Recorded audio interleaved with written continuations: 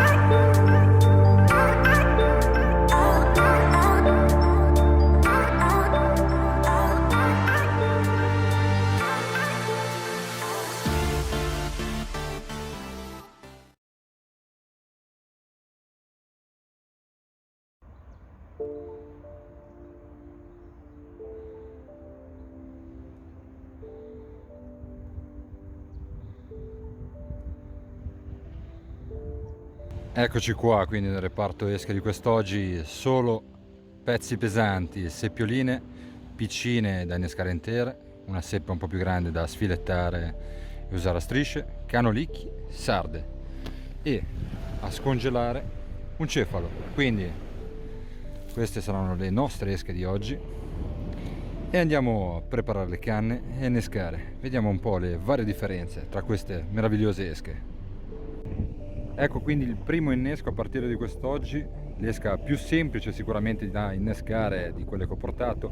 Si innesca per intero, ago quello con l'occhiello, si fa scorrere sul terminale, dopodiché io monto l'amo. Qua ho montato un 2 fratto 0, un bel amone proporzionato giustamente all'esca, 0,40, non andiamo sul sottile mi raccomando, niente fluorocarbo, niente di niente, non abbiamo bisogno di niente, anche perché un pesce che mangia un'esca del genere fa già tutto lui.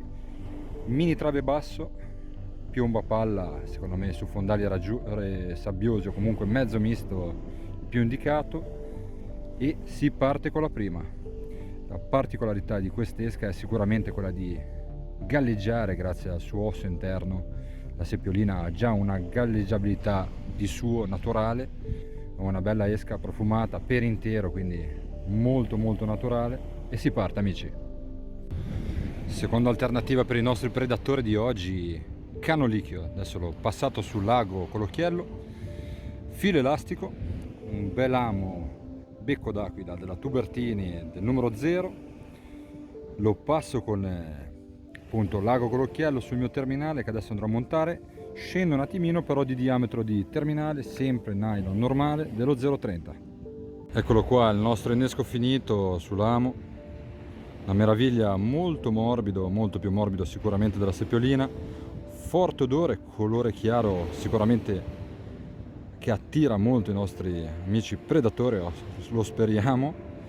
Va bene sia per le spigole che per pesci grofolatori come lombrine, quindi mal che vada, speriamo che qualcosa esca. Eccoci qua, l'ultima esca della prima tranche, la sarda. Adesso ve la faccio vedere un attimino così perché almeno capite un attimo bene. Tolto la testa, la apro, la schiaccio, un po' come quando si fa per metterle sotto soluzione per poi conservarle. Adesso poi la girerò e all'interno della parte più rigida inserirò un pezzettino di polistirolo che ho visto essere quello che galleggia di più in assoluto, quindi sarà una sarda flotterata. Eccolo qua, quindi il nostro terzo innesco amo 2 fratto 0, polistirolo all'interno, una bella esca, una bella sarda, bella fresca, 0,40 di terminale nylon, di nuovo non ci preoccupiamo, non serve il fluorocarbon, mi raccomando. Mini trave basso, piombo a palla, quindi il pesce parte, sente il peso del piombo e un minimo rimane già allamato grazie all'auto ferrata che il nostro piombo crea sul terminale. Situazione meteo di oggi: cielo coperto, questa mattina ha piovuto, quindi acqua sporca. Ci troviamo alla foce del fiume Entella, sono appena le 3, quindi dovremo aspettare il tramonto per le 6, 6 e mezza, 7. Ci siamo già messi belli comodi, anche perché, come abbiamo visto, le esche sono importanti, abbiamo bisogno di aspettare e aspettare ancora su queste esche. Il mare dovrebbe salire nella notte, quindi favorevole sicuramente al nostro intento, che è quello di cercare i predatori. E proprio lei, la regina, la spigola.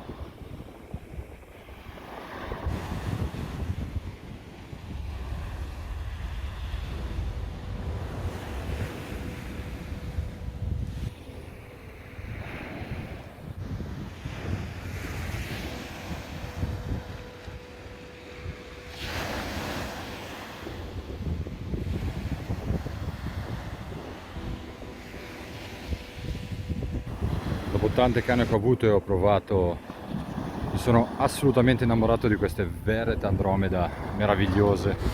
Ne ho 3, abbinate con 3 mulinelli identici Shimano Aereo Tecnum 10.000, che mi permettono di bilanciare il giusto peso potenza di queste canne meravigliose.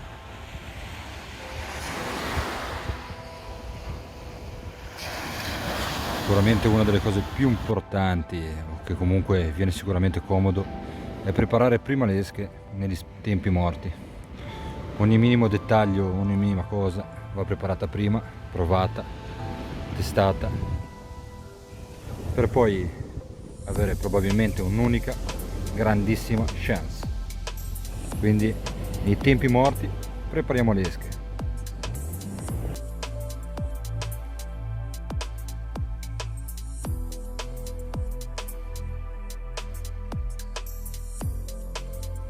16, entriamo nella seconda ora di pesca. Controllo. I controlli saranno più o meno di un'ora, quindi lunghissime attese. Sostituisco la mia seppiolina, questa volta vedo che l'osso sporgeva un po' di più, l'ho chiusa un attimino col filo elastico, sempre intera, 2,0 di amo, un amo sempre molto importante, e lanciamo questa volta molto corti. Proviamo il settore subito sotto riva e vediamo un attimino se cambia qualcosa. Eccolo qua, il quarto innesco di giornata. Ho tagliato un piccolo pezzo di seppia grande quanto una sigaretta, filo elastico sul mio ago con l'occhiello, l'ho passato sul filo, ho montato l'amo e poi sull'estremità dell'amo, come potete vedere, ho recuperato un piccolo tentacolo come questo, l'ho ripassato sull'ago e l'ho messo su come se fosse un verme, semplicemente a coprire l'amo, ok? Quindi questo è il quarto innesco di giornata. Ecco una seconda variante del trancio di seppia. Questa volta, invece di usare i piccoli tentacoli, ho usato i 2 più lunghi che usa generalmente per acchiappare le sue prede. 2 tentacoli più lunghi, tutti e 2 messi con l'ago, quello da vermi, diciamo, a coprire l'amo, e lasciati liberi di svolazzare, quindi ancora più mobilità, ancora più naturalezza alla nostra esca. Per questo terzo giro di lanci ho optato per la lunga distanza, quindi primi lanci, prima ora lunga, seconda corta, adesso riprovo nuovamente lunga, aspettando la notte, e manca più poco, amici.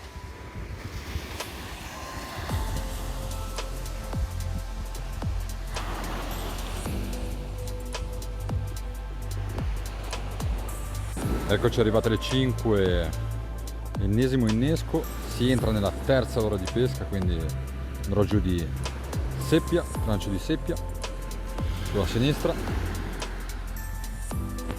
sarda e sempre seppia intera sull'ultima, aspettando che venga buio.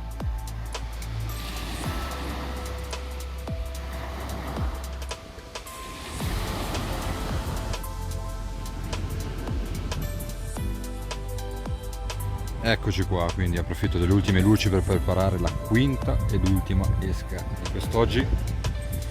Ultima ma non ultima, quinta esca, filetto di cefalo. Ho pulito, l'ho squamato, adesso lo taglio e preparo un bel filetto flotterato. Stavolta però aggiungo un cavetto d'acciaio, che non si sa mai, che col buio i nostri amici Serra vengano a farci visita. Quindi eccole qua le ultime 3 esche che proverò oggi. Quinta esca che proverò oggi, soprattutto trancio di cefalo flotterato all'interno, codina che io lascio sempre taglio a metà, in modo che una parte di coda resti sempre sul mio trancio, la parte finale, all'interno un 2 fratto 0 cavetto d'acciaio, flotter, una sarda intera girata con dentro un flotter, questa volta 0,30, e una seppia intera, una seppiolina intera 0,40, amo del 2 fratto 0. Queste sono le 3 esche che adesso proverò appena andrà via la luce.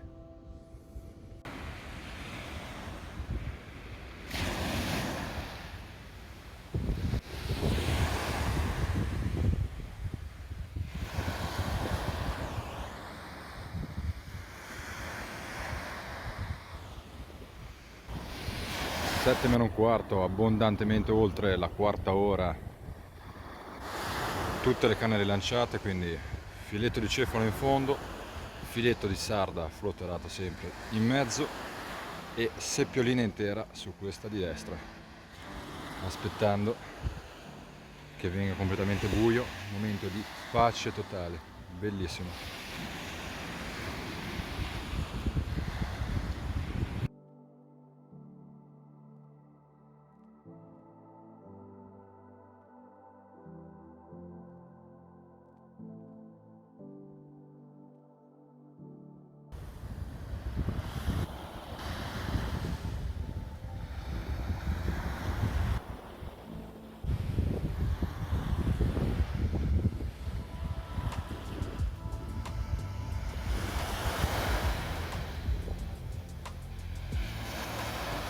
La forte tocca sulla canna con la seppia intera, questo è il risultato, incredibile, amo, ancora lì, vuota completamente.